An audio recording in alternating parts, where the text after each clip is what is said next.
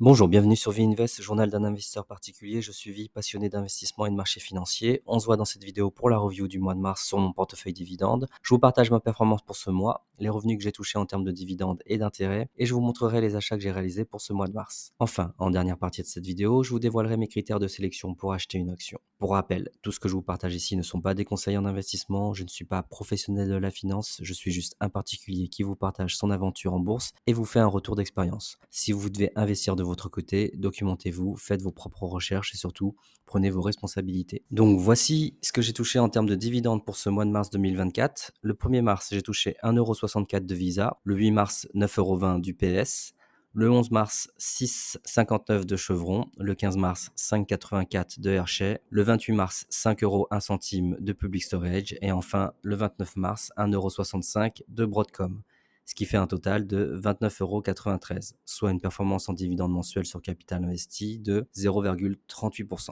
De ce qui est des intérêts, pour un solde moyen de 22 300€, j'ai touché de la part de Trade Republic 77,08€ d'intérêt. Fin mars 2024, je suis donc investi à hauteur de 9 250€ et la valeur de mon portefeuille est de 9 699,86€. À noter que j'ai acheté fin mars, plus précisément le 27 mars, pour 1500€ d'actions et reçu 50€ d'actions offertes grâce au parrainage d'un ami.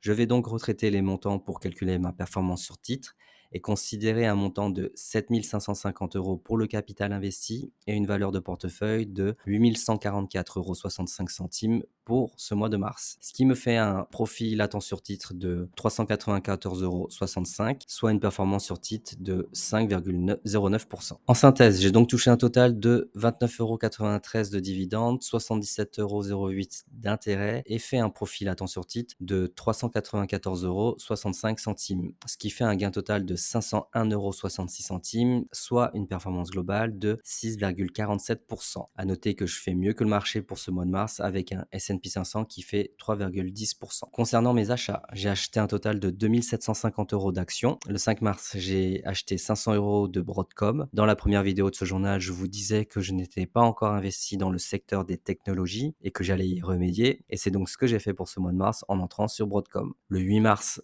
j'ai acheté pour 750€ de Chevron, encore une fois. Et enfin, le 27 mars, pour 1500€ de Realty Income, bien connu dans le monde des dividendes pour son rendement généreux et un dividende versé mensuellement. C'était donc la review très rapide de mon portefeuille pour le mois de mars 2024. Je vais à présent vous partager mes critères d'achat d'actions. Tout d'abord, j'achète préférentiellement des larges et des méga caps, c'est-à-dire des boîtes avec une capitalisation boursière minimale de 10 milliards de dollars. Pourquoi aller sur des larges caps et des méga caps? Tout simplement parce que ce sont de très grosses boîtes qui ont fait leurs preuves dans le temps. Elles ont grossi progressivement d'année en année pour atteindre leur taille actuelle et ont donc réussi à traverser les différentes crises que l'économie mondiale a pu connaître ces dernières décennies. Elles sont stables, solides, ont une place importante dans la société et l'économie. Elles génèrent beaucoup d'argent pour payer des centaines voire des milliers d'employés et font aussi suffisamment d'argent pour récompenser les actionnaires qui leur ont fait confiance en versant des dividendes. On peut comparer ces boîtes à des mastodontes ou encore à des gros navires qui ne couleront pas du jour au lendemain. C'est un peu la théorie du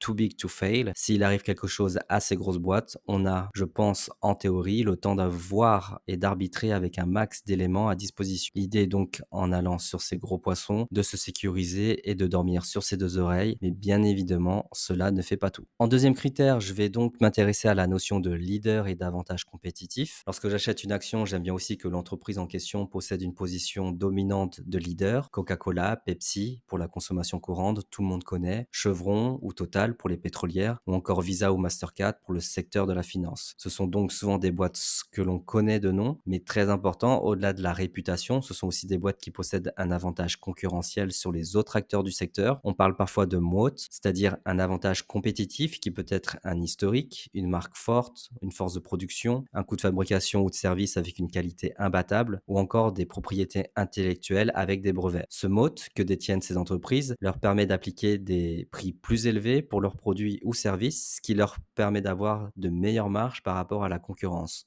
Elles ont ce qu'on appelle un pricing power. Dans la même idée que pour les larges et méga caps, quand on possède des actions d'une entreprise leader de son marché, on est en théorie plus serein sur son investissement. Bien évidemment, miser sur le fait qu'une entreprise est une large cap ou un leader ne suffit pas. Je regarde la santé financière de la boîte, je vais vérifier si elle est bien gérée, si elle est capable de générer de la croissance et de l'argent au fil des années. Pour ce faire, je vais regarder les résultats financiers et étudier différents chiffres et ratios comme les niveaux de marge, les bénéfices, les ratios d'endettement, les retours sur capitaux, le rachat d'actions par la boîte, etc. Je veux des boîtes avec de bonnes marges, un bon bénéfice, capables de générer de la trésorerie, mais aussi que ces boîtes soient capables de délivrer une croissance régulière et constante chaque année. Prenons l'exemple de Visa, on voit bien sur ces histogrammes que l'entreprise ne fait que de croître d'année en année. Le chiffre d'affaires, la marge, les bénéfices et la trésorerie ne fait qu'augmenter à chaque résultat. Pareil pour UNH, une boîte que je ne détiens pas encore, mais qui fait partie de ma watchlist. Une croissance constante, c'est exactement cela que je recherche. Par contre, si on regarde Chevron, que j'ai en ligne dans mon portefeuille, comme vous le savez sûrement, je la détiens parce que c'est une méga cap et qu'elle possède une position de leader dans son secteur. Cependant,